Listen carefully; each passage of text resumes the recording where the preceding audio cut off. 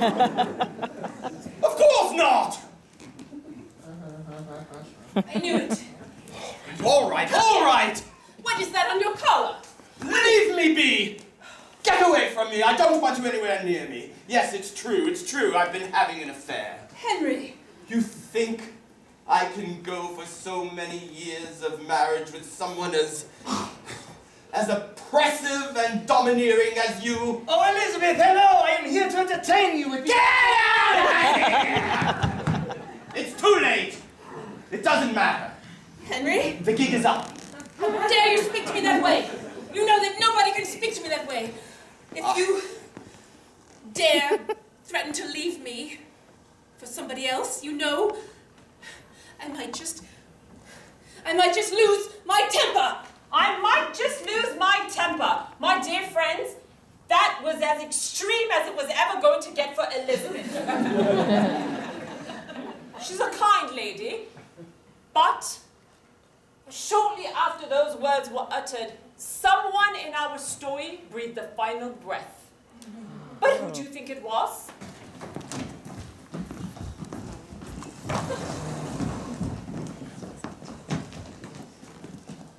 My dear friends, which poor unfortunate soul was found to be murdered? Melanie. The one with the affair. Melody. Melody. Pardon. Melody. You're right. I'm so sorry.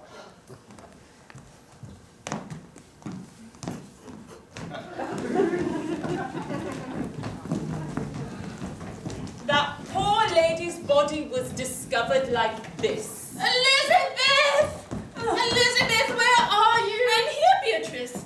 Oh, darling, I have terrible, terrible news. Oh, no, you can't have worse news than I have had today. Oh, trust me, this is awful. Okay, please. I was on top of the roof, looking at birds, and I looked down into the window of Melody's home because a bird had landed right there on the window, and I saw her sprawled out on top of the bed. Oh, you can believe it was horrible. I know you're going to pass out. She has a bed on her roof. No, darling, I saw it through her bedroom window. She was sprawled out on the bed. Pay attention. Oh, dear. So I rushed down. I threw off all my clothes. I went into her room. I did mouth to mouth on her. I pressed her boobs, and it didn't work. I need those lessons, I'm telling you. It was awful. And then what happened? She was dead. Oh, dear. I tried it for 10 minutes. I watched your husband do it. I tried everything. Nothing worked. Okay. Well, I suppose it's because the lessons that he was taking were not real CPR. No, I'm afraid that we're just not going to use him in our club. No, he doesn't know what he's doing. People will just die. My dear friends, at this moment, our dear St. Mary Mead's Detective Inspector Craddock came upon the case. Well, Henry, please step into my office. I don't know why you're bothering me instead of going out there and trying to find who killed that poor girl. My dear Henry, you're sweating. Is there something wrong? Very hot in this office of yours.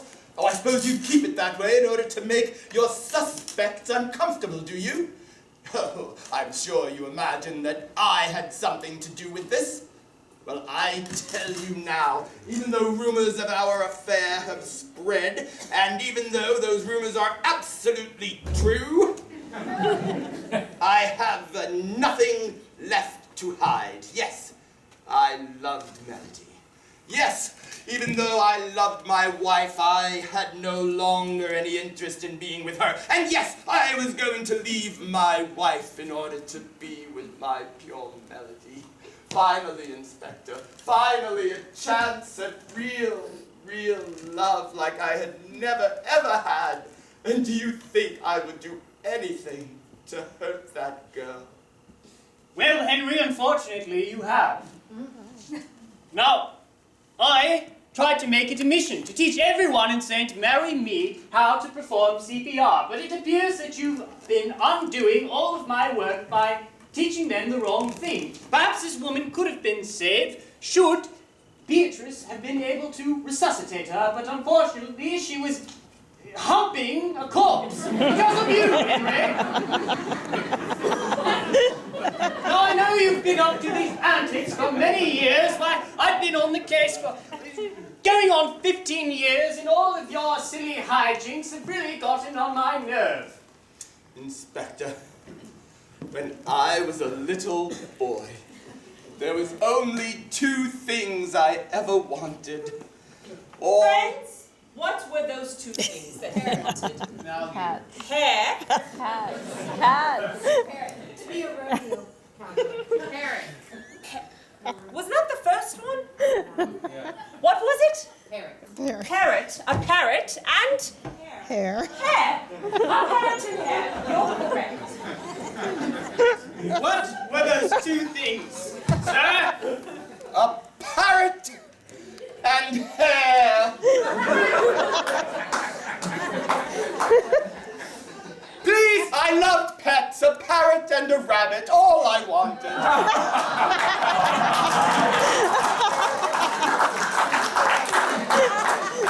I see that these 2 things have no bearing on this case, so It does have a bearing. Well, please elaborate. I will tell you. Do you know why I wanted a parrot and a rabbit? I have no clue, sir. Because I wanted children to like me. Do you know how hard it was to be a 6-year-old bald boy? So you thought pets would make you interesting? Yes, but it didn't work. And so I said, fine, I'll achieve something in my life. I'll achieve love of a good woman and a career. I'll be a doctor. You see, those were the only things I wanted. A parrot, a rabbit, love of a good woman, and to be a doctor. Well, none of those things came true for me. Oh, sure, I had a parrot and a rabbit for a short time, but I never fed the damn things. They died. I never had hair, so forget that. But I thought at least I could be a doctor and find love. And so I scraped together all the money I could, working odd jobs in disreputable gin joints all over the United Kingdom, and went to medical school. But I wasn't smart enough. I just wasn't smart enough. And so the only way I could maintain even the slightest grasp on my dignity was to pretend to have some sort of medical knowledge and convince women that when I make love to them, I'm giving them CPR.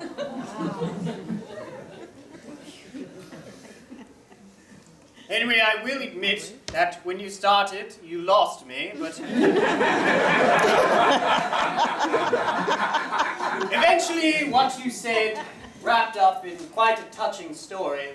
But don't think for 1 second that I will look away, that I will not keep my eyes on you 24/7 every day, because you see, as a child, there were also 2 things that I always wanted, and I will tell you now what those are. Number 1 was the eradication of all mimes in the entire world.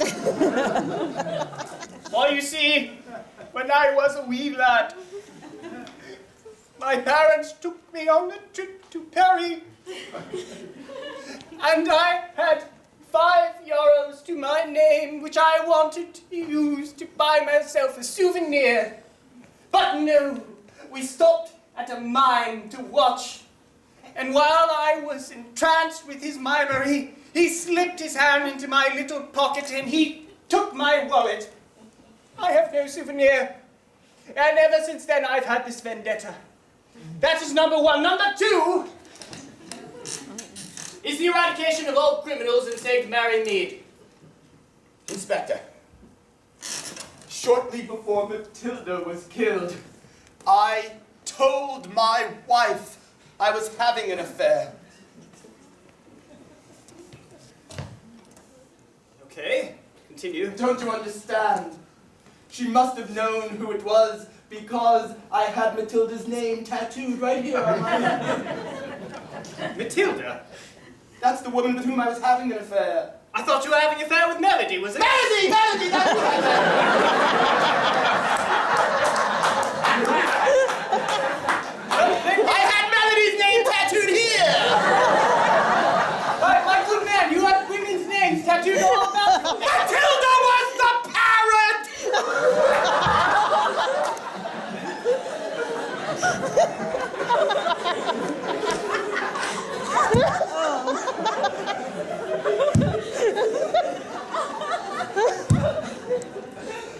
And the rabbit was Fred. Well, Henry, I understand that you are supposing that your wife, in a fit of jealousy, might be behind this, so... I tell you she's capable of this. I know that nobody in St. Mary Mead knows this about her because she pretends to be such a dainty little lady in those knitting clubs, but the truth of the matter is she is a mean and oppressive woman. Oh, how she kept me under her thumb, Inspector. If anyone has the means to murder the woman with whom I finally found happiness, I tell you it's her. Mr. Henri. Monsieur Henri. I believe you mean Philip. Yes. Of course. Henri is my good friend.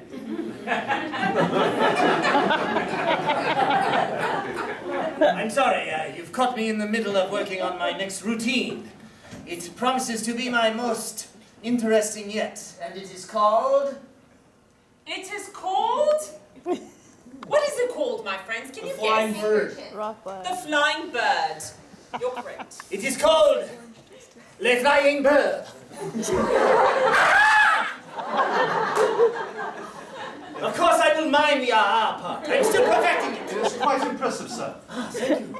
Mr. Philip, I've come here. Please, Yes. would you please have a moment? Of course, how goes things with my daughter? Well, sir, not too well. For you see, I've confessed to her that I am infertile. I was going to come here and ask for your blessing for her hand in marriage, but she wishes not to be with me. She wishes to become a taxidermist. Ha! Well, And I've come here, sir, to see if there's anything that I may do to have her heart. You know her best, being her father. Peter, you have made a critical blunder. I would never allow a man who cannot father children to marry my daughter, for I wish to have grandsons. But Cynthia herself has explicitly expressed to me that she does not wish to have children, so it does not matter which man she chooses. That girl will come around. Oh, she will be sorry, for there will be hell to pay. Oh, she will be sorry, for there will be hell to pay. Quite a threat, my friends. Well, after he spoke those words, what do you think happened in our story? He took away her car. Another murder!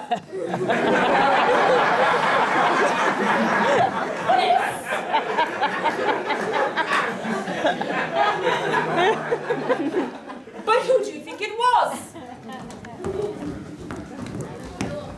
Henri. Matilda. My dear friend, who was found to be murdered? Henri's wife? Beatrice? Elizabeth? No. No. No. No.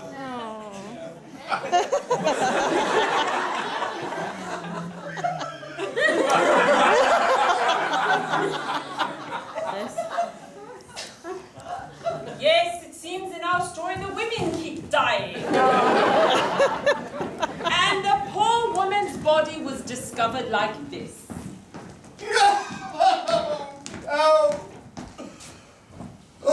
Henri, my good friend. Philippe, my wife is dead. No. Yes, How did it happen? I was coming home late. You see, I had gone to visit the graveside of my dear, dear...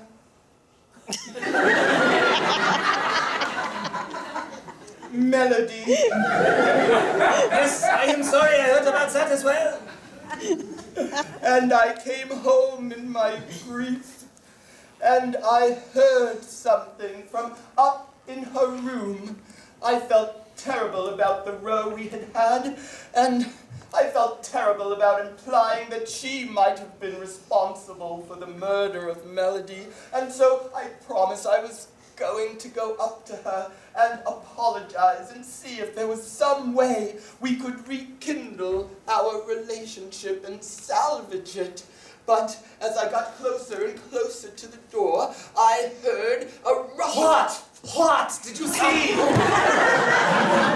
What was it, my good friend? Oh, you have a look of horror, of death upon you. I'm sure it was most horrible. Yes, it was. When I opened the door, I saw two things at the same time. What were they? Oh, you look downright nauseous, my friend. Yes, I need some space. Of course. At first, I saw the curtain on the window ruffling back and forth as if someone had quickly escaped. And then I saw what I thought was a man walking against the wind. And then I know this seems ridiculous, but I think he was flying a kite. Until finally he picked up a trap door in the dirt and went down a flight of stairs.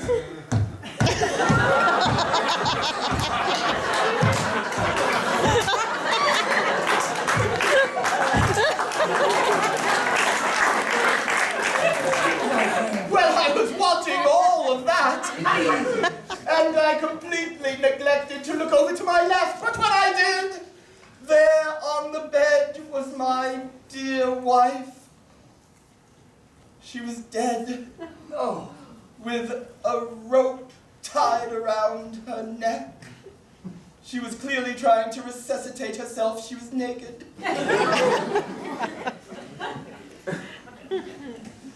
Then you suspect foul play? Yeah.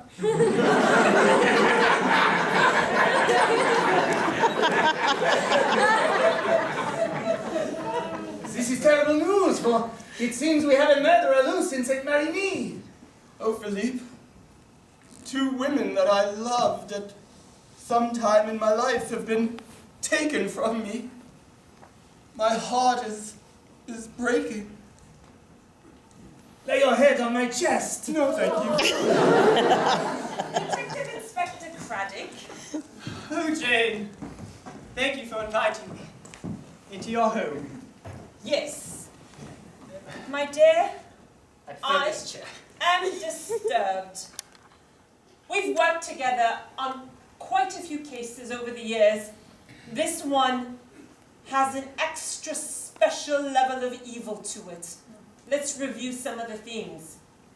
Necrophilia. Taxidermy. And mines.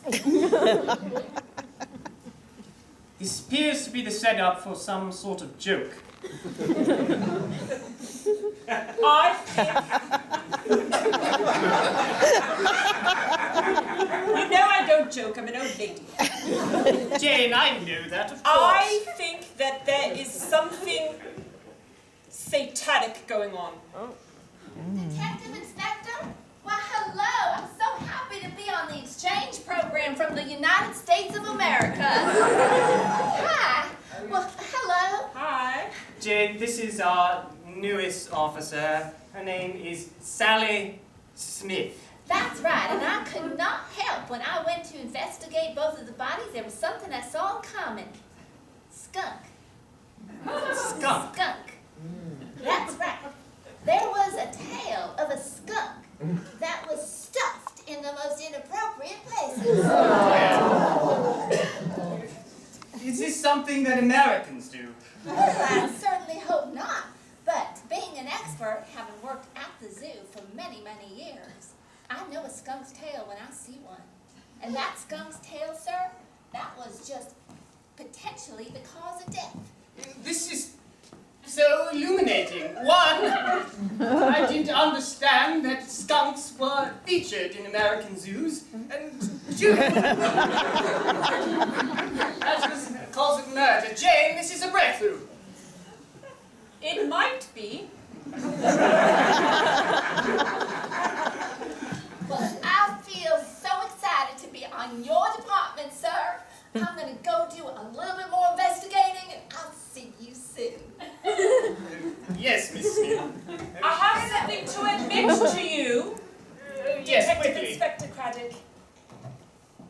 Last year, when I was on holiday in the Caribbean, I came across news of a satanic circle. Oh dear. And they had 3 things in common. Yes. Necrophilia, mimery, and taxidermy. Oh, how specific to this case. Yes, you're right. It must be satanic. Yes.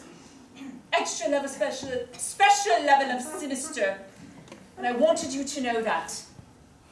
My dear, we will investigate together. Philip, come into the rabbit room. Yes, of course. Hello there, my love. How you make my heart beat. I have good news. Despite all these crazy murders, Yes, Claire. I do know that this town is finally becoming more than just a quaint English village. Why, there's talk of necrophilia. There's talk of nakedness. I think we finally may be having a bit of France here in St. Mary's Mead. A bit of the bacchanalian fun, huh? Yes, darling. Now, I Yes, my want love. you to know something else that I've been up to. What? Well, I think I've made inroads with one of the policemen. Yes. I think we're going to be able to have a little influence. Really? I know this look. You are up to no good, and I love it. So we'll be able to bring in dear Cynthia's chemicals that she needs for the taxidermy. Yes. Her obsession. Have you seen her, by the way? Cynthia, are you around? Darling, Mama, Pa, good news. just stuffing animals. Hello there, mon petit bijou.